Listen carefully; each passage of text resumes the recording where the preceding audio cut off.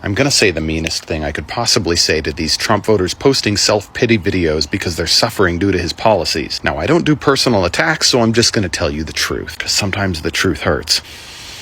You don't get to complain. You definitely don't get to complain about the lack of leadership or ideas coming from Democrats, because we didn't do this to us. You did this to us. If you and I are driving down the interstate together and you reach over and grab the wheel and you steer us into a 200-foot deep ravine full of lava and sharks because you think big interstate is corrupt and you thought it would be funny to shake things up, when I scream at you as lava sharks eat our legs, you don't get to be mad at me for being mad at you, because it was my idea to stay on the interstate, and it was your idea that ruined everything for both of us. You don't get to ask what Democrats would do differently with the economy. You don't get to ask what Democrats are doing to help us right now. Those are 2024 questions. But we're in 2025 consequences. This era of the United States right now, this is about the president you elected, the cabinet secretaries your Senate confirmed, the cowering Republicans you elected to obey him in Congress, and all of the very real consequences resulting. We told you these things were going to happen and we gave you lots of warnings, but you grabbed the wheel anyway. If you want to know what Democrats would do differently, look at the track record going back to the Great Depression. Economic growth, job growth, wage growth, retirement plan growth, all of these things have been better under Democratic leadership than Republican. If you like these things, you vote for Democrats because it's what Democrats do. I don't care if you like the Democratic candidate. I don't even care if you understand how the policies work. And I'm not going to ask you if you believe me, because every chart and every graph that matters at the highest level for the middle class proves me right over the past 100 years. I'm only going to ask you that over the next year and a half, you come to grips with this fact so you don't make the same mistake again. Hello, brothers and sisters. I really hope you're all doing fine from wherever you are watching me from now. A lot of white farmers and MAGA supporters are now calling out the black community to come out and help them render a voice to the government. Now, most of them are complaining about the black community being silent. Now, most of the people went ahead to vote just to see some people being deported. Now, they have been shocked that the same people they thought they were being deported are now very comfortable in the US, and those who went to vote are now being deported. Very crazy. So let's watch this video, then have a really quick discussion at the end of it. Thank you so much. Across the United States, but in red states specifically, the majority of farmers in this country overwhelmingly supported Donald Trump for president in 2024. And now those same people who supported this guy wholeheartedly are preparing to be absolutely decimated by his policies, which for the record they hate, but they should have seen coming. As I've repeatedly said, and apparently have to keep repeating it, Donald Trump was honest about very few things during his campaign, but one of the things he was honest and clear about was his desire to launch a massive trade war. He said during the campaign, 25% tariffs on everybody.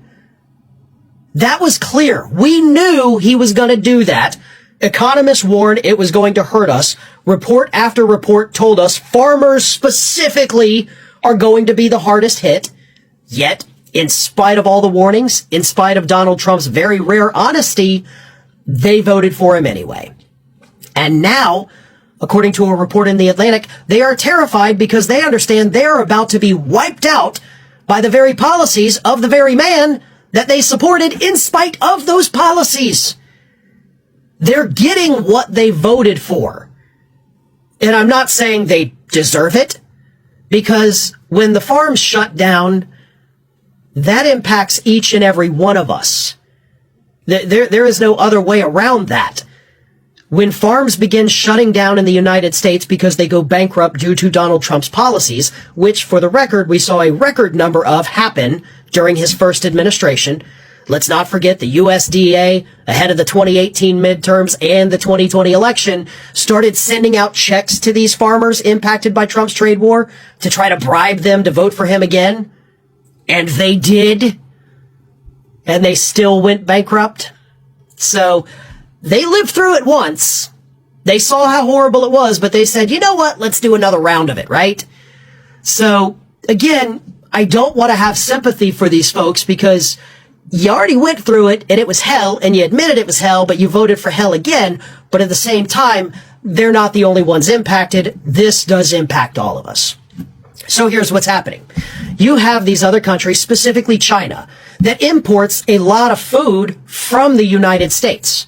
So these farmers across the country, they're not just growing food for us here in the United States. It gets shipped all over the world. And China is one of the biggest purchasers of that food.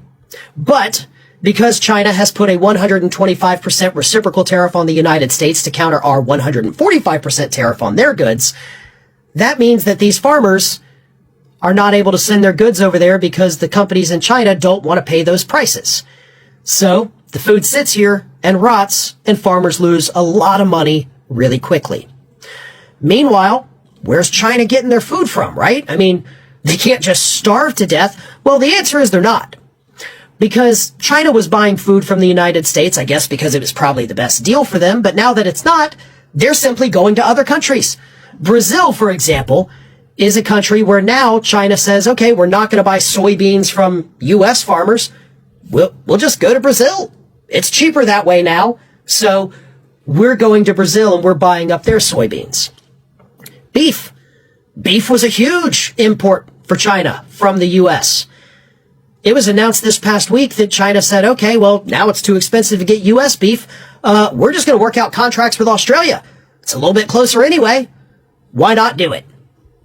So China, unlike the United States, is already working with these other countries saying, okay, well, we can't get our goods from here anymore. Can you give us this? Yes, we can. Can you give us that? Yes, we can. Meanwhile, the United States has no substitutes for the products we're getting from China, so we're just getting screwed all around. But nobody at the moment is getting screwed over worse than the farmers. And that is important. Because if these farmers start going under, what happens? They lose their land, they lose their jobs, they lose their livelihoods, farms that have been the family for 5, 6 generations.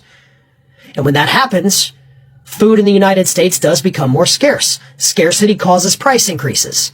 Price increases cause cutbacks for families.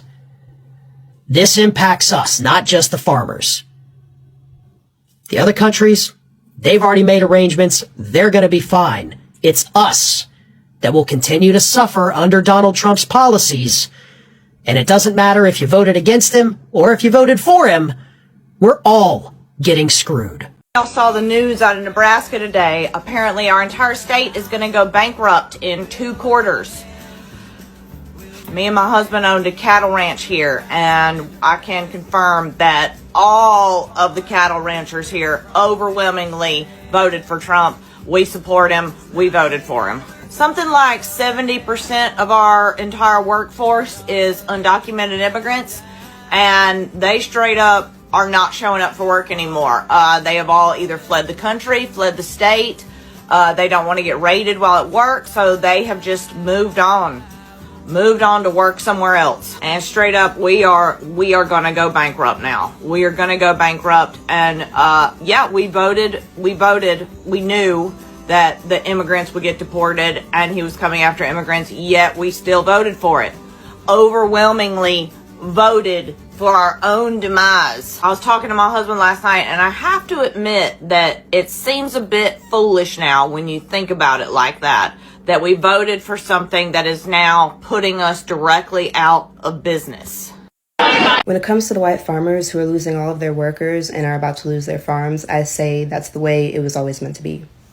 You were never meant to employ all of these people for little to nothing / nothing when it comes to your ancestors and be able to make a profit off of it. It was never meant to be the cool, rad thing that your family does for generations to make money. It was never honest work. It was never honorable. It was always tainted. It always involved holding people against their will to squeeze every single dime you could out of them, whether by force or by threat. It was always about that. And it was never right for this country to make that their foundation and their road to wealth. And so now that it's crumbling, we are returning to the original form of what things should have been. So there you go. I get that they work hard and some of these farms have been passed down from generation to generation. Well, for generation after generation, we've had all of the stuff that you have piled onto us passed down each and every time. I don't want anyone to suffer out here. I don't want anyone to be on the streets or lose their possessions or anything. And I don't want anyone to be exploited for their work either. I don't want anyone building off of the backs of people they deem less than human. So if you're already doing that and you lose the things that you've gained, if you're finally reaping what you sow, so be it. This is not hippy dippy stuff we're doing here. We're farming. We're raising cattle for butcher. We're raising cattle for milking. Like we're raising chickens to butcher. Like this is not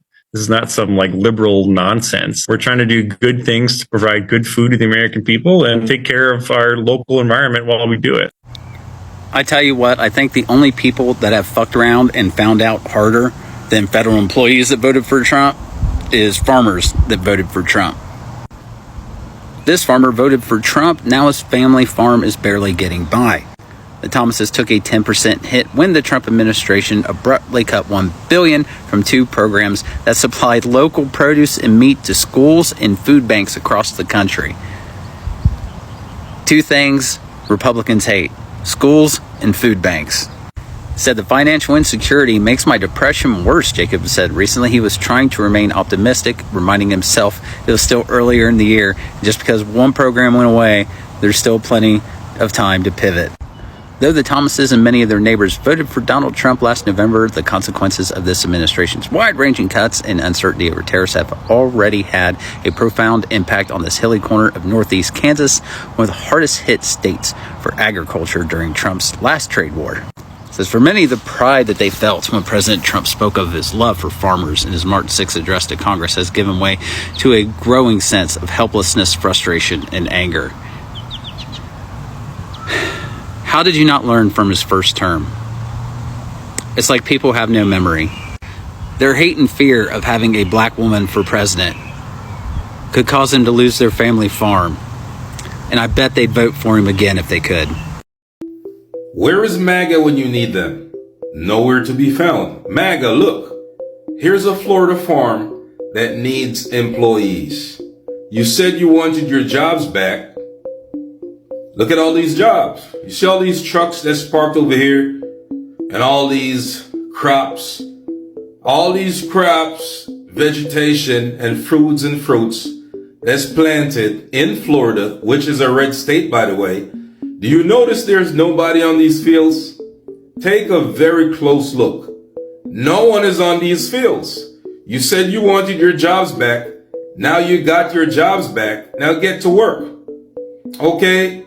And they'll say, well, what are you saying? People should just run around and be illegal in America? No, that's not what we're saying. What we're saying is the people who had their documentations and had a chance to get their self on the right side of the law, why didn't you give them a chance instead of chasing them down, dragging them out of schools, graduations, out of their homes? Why didn't you give them a chance so they could go through the system, get documented, and work in peace? That's all we're saying. Okay? Because I know a lot of you will get this twisted and try to twist stories and tell, well, you want to break the law. No, we want to do the right thing by people. We're human beings. That's it. A lot of these people had their documentations in the pipeline to become legal so they can work in the United States.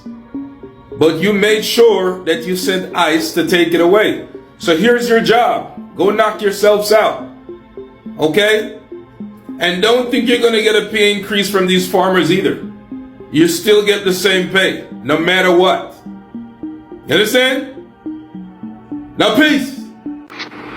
All right, I appreciate this comment because it is a very good idea, but I'm going to tell you why, and I hope you don't call it an excuse, but I'm going to tell you why I don't do that. I work a blue-collar job, and it's a very dangerous job, and if I don't pay attention to what I am doing at my job, it will kill me. I have to pay attention with my eyes, I have to pay attention to where my hands are at, and I have to listen to what's going on around me, because if I don't, it will kill me. And I'm not going to tell you where I work at, I'm not going to tell you what job that I do, because it's... By now, you probably know who this guy is. He's a farmer who says he's going to lose his farm because of what's happening in the government. Now, a lot of people are going in his comments saying, Google is free. You could have done your research. Project 2025. We were screaming. We were telling you. And every single one of his response videos has been, it's not my fault. I didn't know. I can't do this. I can't do that. Taking absolutely no accountability or responsibility for his part in what he has done to this nation. Now, if you want people to help you, the first thing you have to do is say, I screwed up. And you have to call out Donald Trump specifically because he is the one that is doing this to you, not the government, not Congress. It is Donald Trump who is doing this to you, yet you still have not had the balls to say, you know what? I voted for Donald Trump and he did this to us. He lied to us farmers and I'm angry at him and I'm upset that he did this and this is what I'm doing to rectify that. This is how I'm calling my representatives. This is how I am apologizing to the people who have tried to warn me and tried to tell me. You have blamed the algorithm. You have blamed the factor that you are in a rural area. You have blamed everybody and not taken accountability for your own action.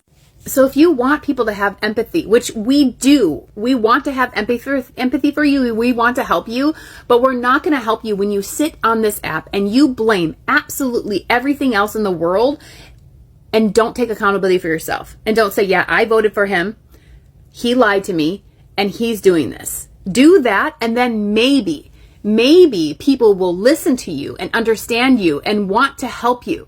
But until you're willing to do that, they're not going to want to. All my love. Now to move up a clinical ladder, they want nurses to pick blueberries. I saw Tanya posted this on her page. You can pick them on the weekends, or you can pick up your shifts. You know what's next, right? Cotton. So I was on YouTube and I came across this video claiming that white farmers are outraged that black people do not want to work on their farms. And I thought it was fake because I was like, this has to be like clickbait or whatever. So I searched and I came across Facebook, and y'all, the comments were wild. I still wasn't sure if it was real. So I tried to go to the staffing agency's website, and y'all, apparently so many people went to their website that the website crashed. So I figured, okay, maybe this is actually real. So they're basically offering $11 an hour to pick blueberries, 9 to 10 hours a day, 7 days a week, from May to July in Louisiana heat. Now, I never heard of LaRanger, so I decided to look it up real quick. So here's some info. And just so you know, my source is this website called places.us.com. So anyway, livability is a C-. Population is less than 6,000. Demographics is almost 91% white, followed by black, then Hispanic, then Indian, then Asian, and pretty much zero Hawaiian. I saw that they voted Republican in 2020, but it probably doesn't take a genius to guess how they voted in 2024. So that's just to give you a little info about the town. So anyway, back to what I was saying. So $11 an hour is what they're offering. Full-time, 7 days a week, 9 to 10 hours a day. Now, according to salary.com, Louisiana's minimum wage is $7.25 an hour. So this is a bump. But let's be real. Now, for some people, they might say, oh, it's a job. Go work it. It's a job. But it's not a job, you know. It's more like a sentence.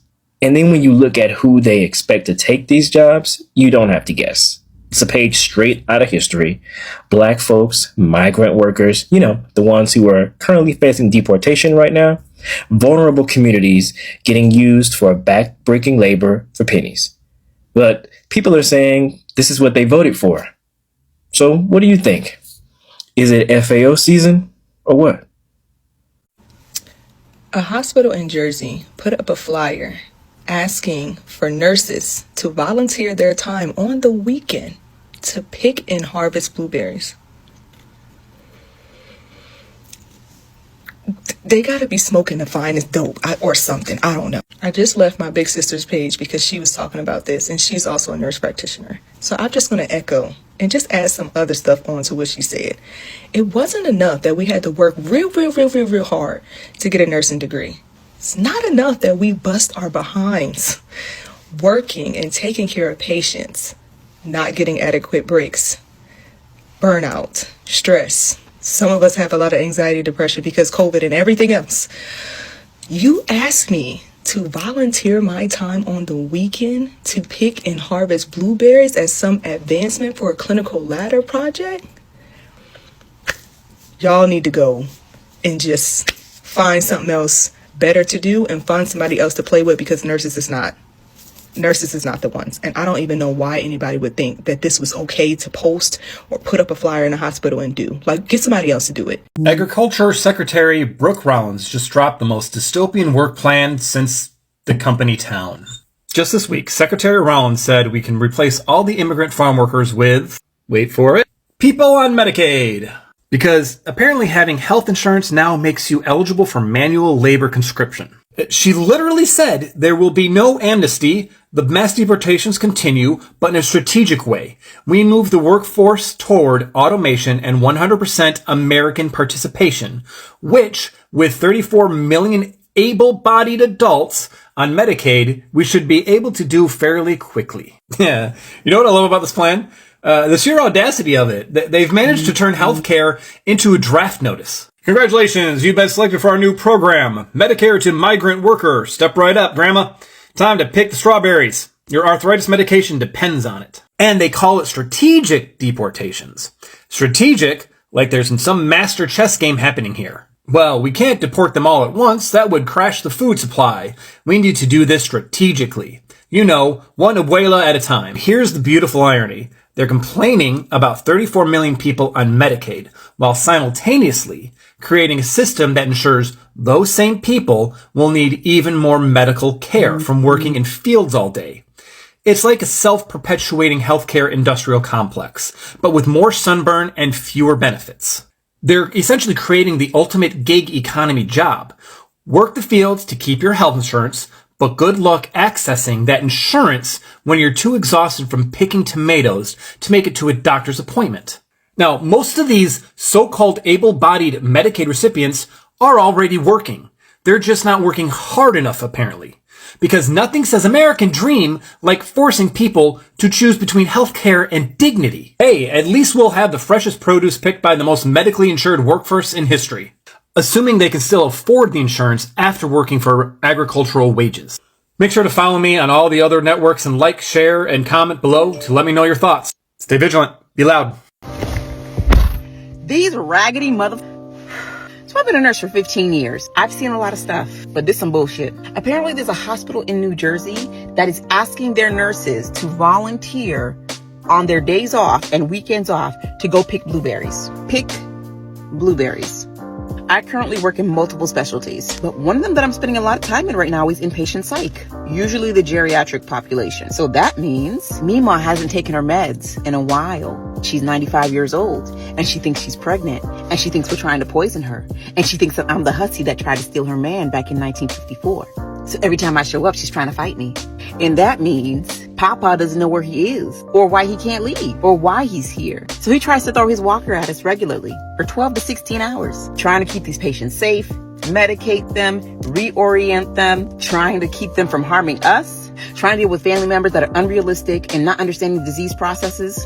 And you mean to tell me, after 12 to 16 hours of that, for 3 to 4 days, maybe even 5 during the week, you want me, to go pick blueberries? All I can tell you is this: there's gonna be no wading in the water.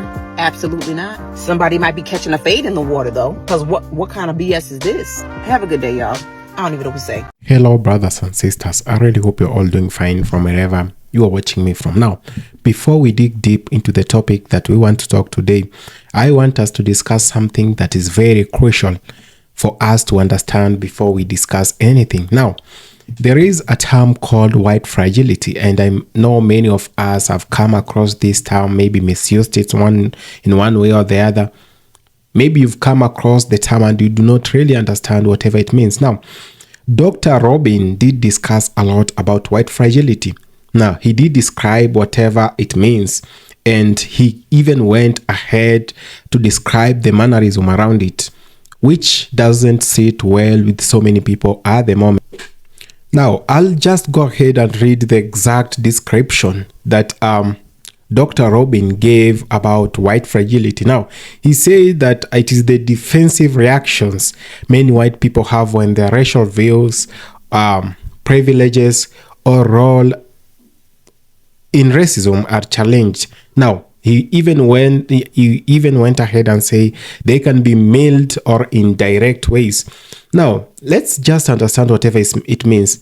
Sometimes we've seen people making mistakes, but at the point that people cannot admit they made a mistake, and they try as much as they can to gaslight the other people, to take their burden for them, you know.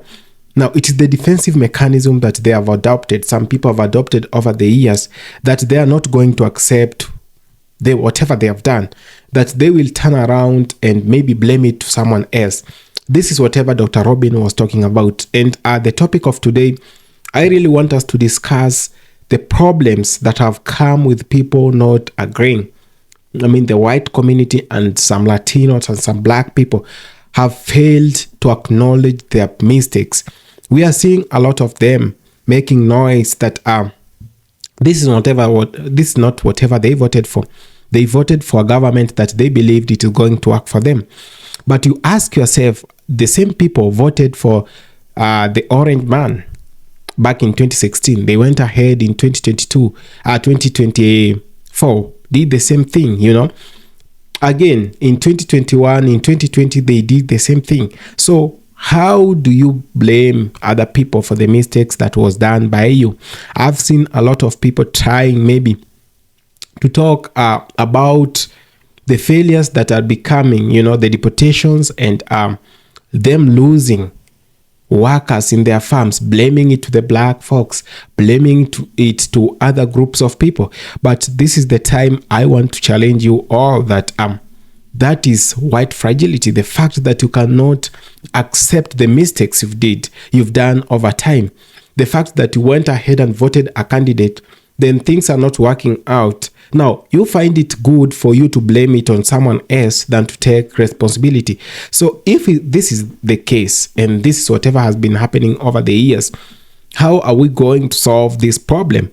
I've seen a lot of problem now happening between the black people, between the Latinos and the black people. You know, the white community, the Latinos must realize that it is not always someone else's problem or fault for whatever they are going through. Sometimes you just have to acknowledge whatever is going on in your life. Sometimes you need to reflect on whatever you've done. And that will give you a clear indication of the path you're taking, if it is the correct direction or if it's the wrong direction. Many people find it in a way to blame others for mistakes that were previously done by them. Then they do not want to own the consequences of the same. So if this is the case, why should the black community be blamed for something they didn't do? You know, I've seen a lot of white farmers. I've seen a lot of Latinos crying out that tariffs are hitting them so hard. They're closing down their businesses. Their stores are stalemating here and there, you know, and things are really not working for them. But for this one reason, they need to admit we did a mistake and move on, you know. So next time they can make a good decision at the ballot. Not that you have to blame it on someone else so that you don't feel guilty. Sometimes it is the guilt that we have that hits the reality into us, that we need to do better and we need to change how we've been viewing things and doing things. But if you keep on blaming people for mistakes that are yours, now how are you going to learn? And how are things going to shape up in your life? This is a very good question to ask yourself, who is watching this video. That a lot of people went ahead and voted, you know, but when tariffs are being are being given to countries and affecting their businesses directly, and when tariffs are being introduced, you know, and the taxes are now rising, and the people cannot afford the things that they used to afford before. Now, some people get it so good now to blame others or to gaslight the other community to come and help them. If they cannot help them, then threats are there. Then an evil plan is being cooked around, you know. So we cannot continue this way. I've always said we are all people of the human race and we must behave as one. So if we really want to develop and if we really want to grow with the unity that we've always been talking about, we need to realize that we need to own our mistakes. We need actually to talk about the things that affects us the most, not practice, or, you know, some people are doing identity politics at the moment. That I'm voting this group because majority of us vote this group. I'm not going to vote this group because we believe it belongs to the black community, the Latinos, Indians, and the rest, you know. If we continue that way, we are messed up as the people.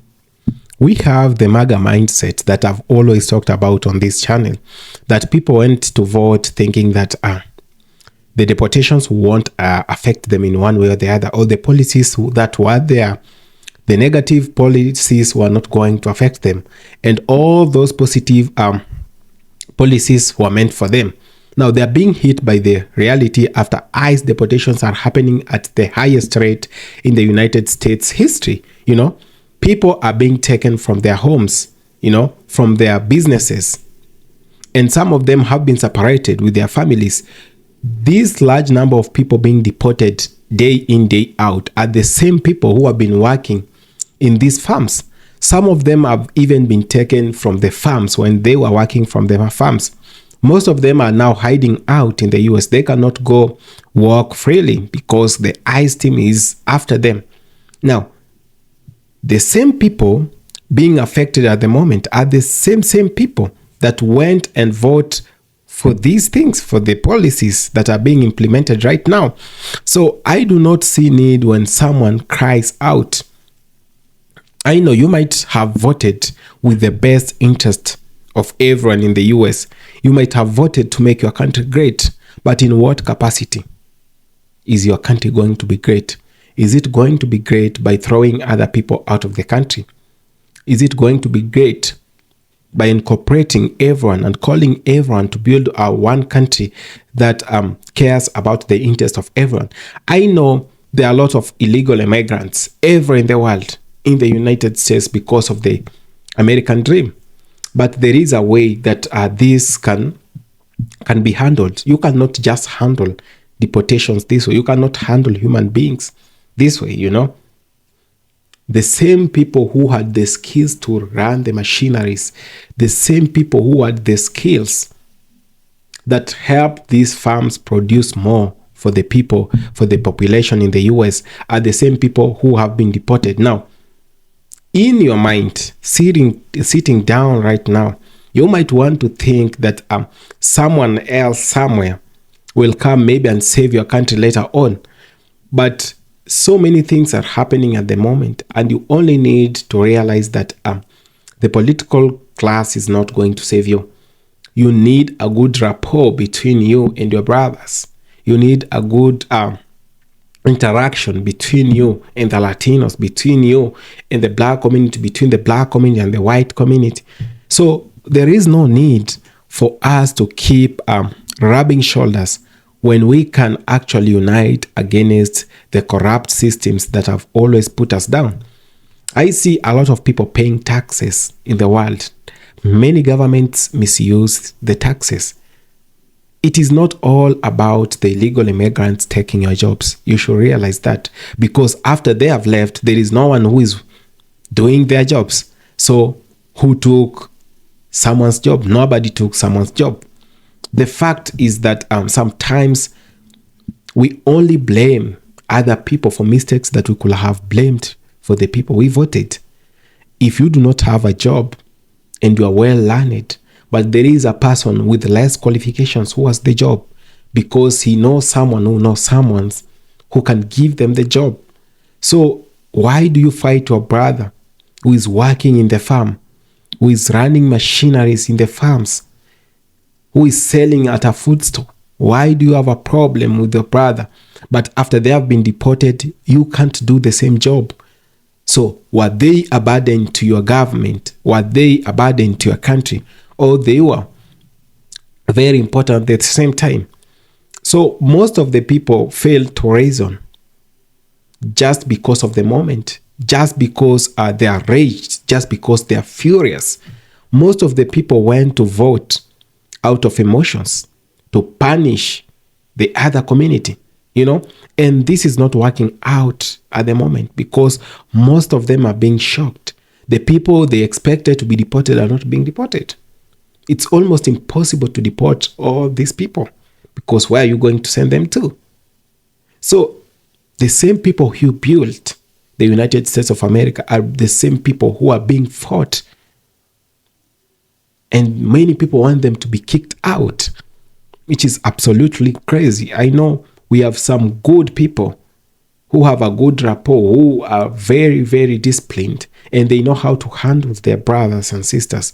But there are those who have been taught and they have been brought up with the same system that is very, very racist. The same system that passed segregation laws, the same systems that oversaw Jim Crow laws being passed and being exercised, the same regimes and systems which have allowed for police brutality over the black community, against the black community. So if we really want to improve and if we really want to change the course of our countries, we must change the way we think. We must change the way we talk, we act, and the way we vote. Sometimes we do vote out of emotions, and we do exercise this constitutional right, thinking that maybe it won't affect us. But as I've always said, politics is life, and life is politics. Everything you do, and when you do want to go and vote, remember all these things that I've said, that politics is life. Do not joke with your life. Every policy you vote in will one day affect you. So be very careful. Be very cautious with the way you transact with the political business that have always surfaced after every 4-5 years. Be very careful. Be warned, my brothers and sisters. It is not all about emotions. Don't use emotions to make judgments. Thank you so much. May you have a very good time and may you enjoy the rest of your day. Thank you.